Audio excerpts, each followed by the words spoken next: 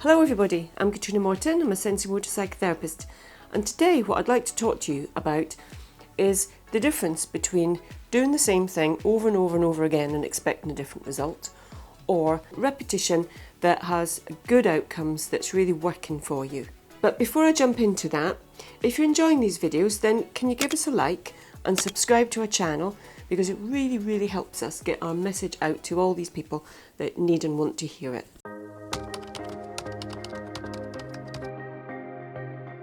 Einstein said the definition of insanity is doing the same thing over and over and over again and expecting a different result.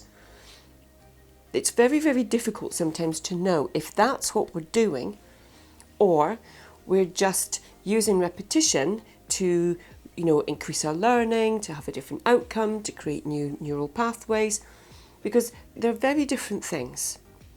And how do we know which one we're in? Because I talk a lot about repetition in my work.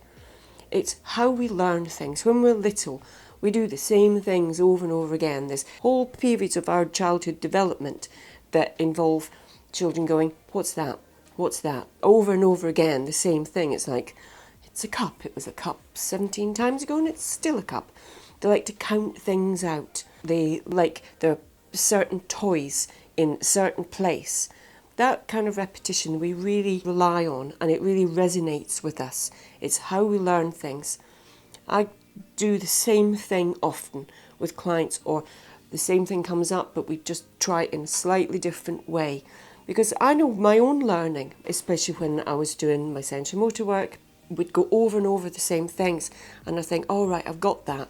But sometimes I only had the concept of it, the actual theory of it. It's like, oh yeah, right, I get that. And then we do it again. It's like, oh no, actually now it resonates on a different level. That kind of repetition is really good. It's very in tune with how we learn naturally, and also how we change things.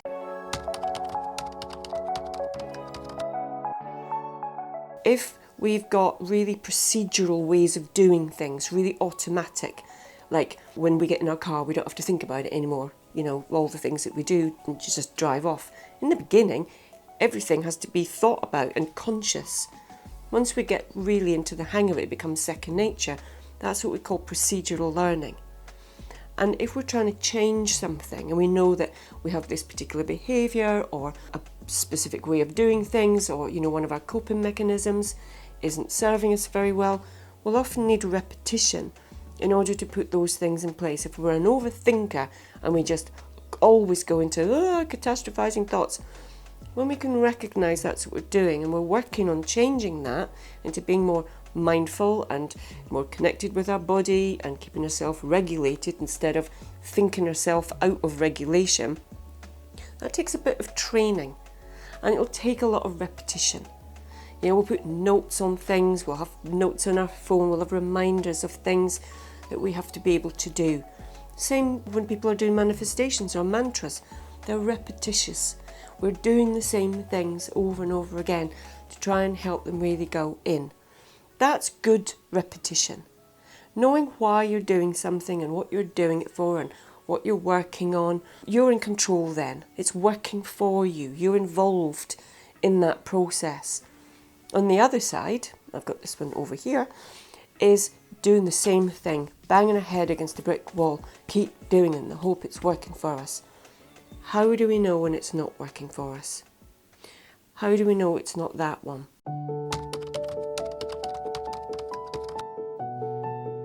Often when we're doing this, we have to know, what are we trying to achieve? Why are we doing this? What are we hoping for? What's the outcome we're looking for this thing? Are we getting that? Are we getting any closer to that outcome? Or is the thing that I'm doing just as difficult every single time I'm doing it? If you're frightened to go outside and you're making yourself go for a walk, right, I'm going to walk around the block every day until it gets easier. If it isn't, then there's something that's lying underneath that we're missing, that is just being poked over and over again. We're not actually getting to our goal, the place that we want to go to. One of the things I notice about some of my clients that have had a lot of trauma in the past is they're so used to things going wrong or discomfort or pain or not feeling right, that when we're doing an experiment and I can see it's clearly not working, they're getting more dysregulated, but they'll keep on with it. And often I'm the one that has to say, okay, it doesn't look like that, it's having a good result, let's stop. And it almost doesn't occur to them that they can stop and take care of themselves and meet their own needs. They're so used to putting their foot in the gas and just going for it. A lot of my clients are good at forcing themselves to do things. It's almost become a way of life. If we can become aware that that is actually what we're doing and really examining in this moment, what am I getting out of this? In this moment, what is it that's making this so difficult? Then we might be getting a kind of clue as to maybe this isn't the right thing for us. Maybe this isn't going to give us the outcome we want. And switching up a little bit.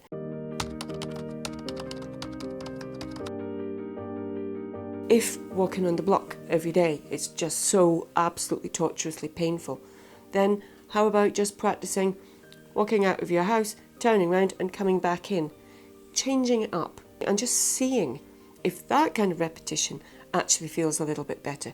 Can you just go another 5 steps every day and then turn and come back so that you know in that thing that you're doing, you've got choices. It's not controlling you, you're controlling it. And just be aware of, is this working for me? How can I tell it's working for me? Things that we're doing shouldn't be increasing. If there's things that are supposed to be helpful, they shouldn't be increasing our discomfort.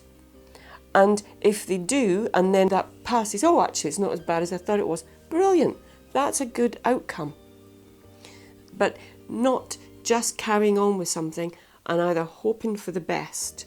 Because sometimes people that I work with, they have been in therapy for years with a therapist, and it's not given the outcome that they want. And that outcome is really quite simple. Is it helping?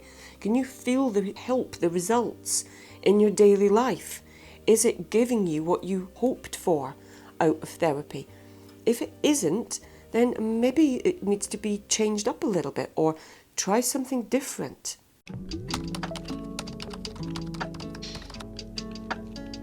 We're given these messages when we're growing up, you've got to stick at that. Well, sometimes that's true. Sometimes that is really, really true. You know, if you got onto a horse and it was like, oh my God, I really don't like it, get off. Well, you're never going to learn how to ride that horse. Or ski. You know, everything's difficult at the beginning, but you should be able to see some progress. I'm going in the direction I want to be going in, not what somebody else tells me the direction I'm going in. If I'm not feeling that, then it's not the case. And we have to be the observers of ourselves. The more self-reliant we can be, the more we can trust what our gut instinct, our intuition, the way that we feel about things. Am I comfortable? Am I not comfortable? And really give that relevance and credence.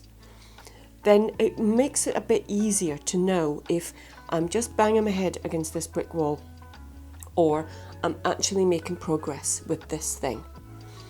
And for some of us, if we have a sense of, oh my God, but I'm going to feel such a failure, then we need to work on that. Where does that come from? That message. Whose voice is that? Whose rules are you following?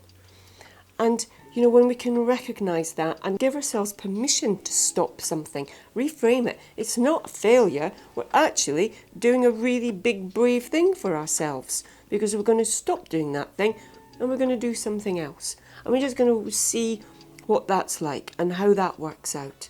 And trust our own value system on that and our own judgment on what's right for us. You know, that's a massive part of recognising our needs and meeting our needs.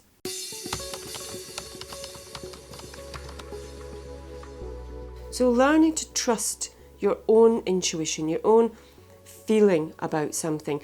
And the more you can work with yourself and know how your body is actually giving you the message of this is a good thing and this isn't a good thing, you know, we can do work with that. We can think of a place that makes us feel really, really happy, or, you know, something that we know we really love. notice what it is, immerse yourself in that memory or that picture or whatever it is, and be aware of how your body is responding to that. This is how your body feels when it's really happy or comfortable with something. Think of something that is not so comfortable. Notice the difference. How is your body giving you that message? How is it matching what you believe and you think to the way that you actually feel? The more you can do that and trust in it, you're less reliant on other people telling us what's right for us, telling us to keep going with something that isn't right. If it's a friendship, sometimes it can be really difficult. It's like, but I've been a friend with this person for like 15 years. We've been through so much together. Is that friendship working for you? How does that person make you feel about yourself? How do you feel when you're with that person? Do you try and put things off? Do you avoid things? Or do you really look forward to spending time with them? Making it about ourselves, not in a selfish way, but just in a really knowing ourselves way, so that we're not overly influenced by other people telling us what's best for us. We're much more in charge of, this is right for me and I know why. And then if somebody kind of pushes against that, we've got that real sense of, no, you can disagree with me, but actually this is the right thing for me. I am going to stop going to whatever it is. I am going to maybe see much less of that person. Whatever it is, it's coming from you, your choice, your sense of knowing. And that's really empowering and really, really important. So I hope if this is something that you can relate to, that is something that's familiar to you or other people that you know, then I hope that just starts making a bit more sense for you and maybe getting you just thinking and feeling slightly differently about it and being able to take that first step towards wondering which one am I in or what do I need to do to change that.